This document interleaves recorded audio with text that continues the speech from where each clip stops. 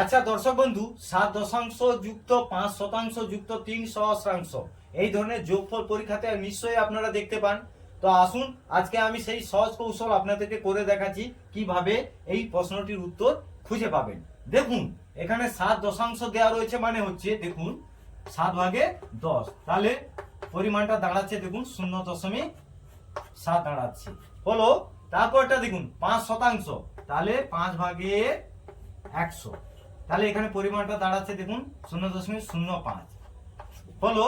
এবারে এখানে দেখুন 3 সহস্রাংশ, তাহলে 3/1000, তাহলে এখানে পরিমাণটা দাঁড়াচ্ছে দেখুন 0.003।